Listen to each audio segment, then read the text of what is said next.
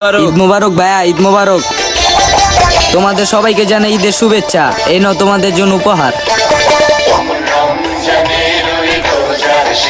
আচ্ছা ভাই, আপনারা যে সবাইরে খাবার দিতেছেন এটা কি উপলক্ষে? আজকে খুশির দিন, এই উপলক্ষে। আজকে খুশির দিন, আজকে কি? কেন তুমি জানো না আজকে ঈদ? আর ঈদের নামের সাথে মিশে আছে আনন্দ। প্রথমবার হয় দীর্ঘ 1 মাস রোজা রাখার পর ঈদ উল ফিতর বা রোজার ঈদ বলা হয়। আর দ্বিতীয়টা হয় কুরবানি ঈদ, আত্মত্যাগের ঈদ, যা ঈদ উল আজহা বলা হয়। আর এই দুইটি ঈদ হলো মুসলমানদের জন্য প্রধান ধর্মীয় উৎসব। আর ভাই, আমার ভাই কইছে ঈদ বলতে কিছু হয় না। আমার ভাই আমার লগে এত বড় মিথ্যা কথা কইলো। তোমার ভাই তোমারে বলছে ঈদ বলতে কিচ্ছু হয় না, এটা তো মিথ্যা কথা। আর সারা বিশ্বের মুসলিম ধর্মের অনুসারীরা সব সময় এই দিনটি খুব আনন্দের সঙ্গে পালন করে থাকে। এই দিনে সবাই ভালো পোশাক পরার পাশাপাশি ঘরে ভালো খাবারের আয়োজন করা হয়। ঘরে ভালো খাবারের তো দূরের কথা, আমার ভাই আমারে ভালো একটা পোশাক কিনা দেয় নাই আজকের এই খুশির দিনে। ঈদের খুশি শুধু ধনীরা ভোগ করবে তা নয়, গরিব দুঃখী লোকরাও ঈদের খুশি ভোগ করবে। আর ঈদের সময় ধনীদের ওপর জাকাত দেওয়া আবশ্যক করা হয়েছে। আল্লাহ আমাদের যতটুকু তৌফিক দান করছে ততটুকু আমরা বিলিয়ে দিতে আসছি গরিবদের মাঝে। আচ্ছা ভাই, আমার আরেকটা বিরিয়ানি প্যাকেট দেন না, আমি আমার ভাইয়ের জন্য নিমু। আচ্ছা, দিতাছি।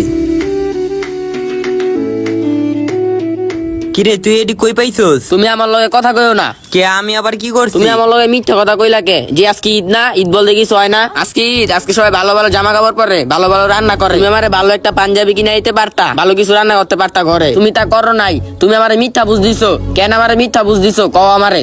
ঈদ গরিবের কি ঈদ আছে? আমাগো আবার কি এর ঈদ? ঈদ তো তা করলেই গা যাগো টাকা পয়সা আছে, ভালোভাবে চলার ক্ষমতা আছে। আমাগো কি আছে? থাকার মতো একটা নির্দিষ্ট জায়গা নাই।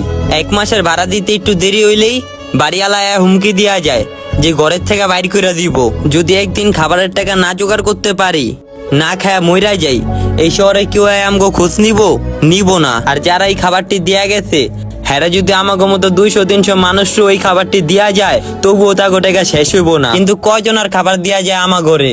তারা ঈদের মার্কেট করার পিছনে 10-15 হাজার টাকা খরচ করে ফালায়, আর আমরা 10 টাকা কামাই করার জন্য মাথার গাম পায়ে ফালাই। এক শহরের মানুষ ঈদের আনন্দের খুশিতে নিজেদেরকে হারিয়ে ফালায়, আর আমরা এক পাশের মানুষ এক মুঠো খাবার খাওয়ার জন্য চোখের পানি ফালায় আল্লাহর কাছে দোয়া করি। এবার তুই ঈদটা কি আমাদের জন্য নাকি ওনাদের জন্য?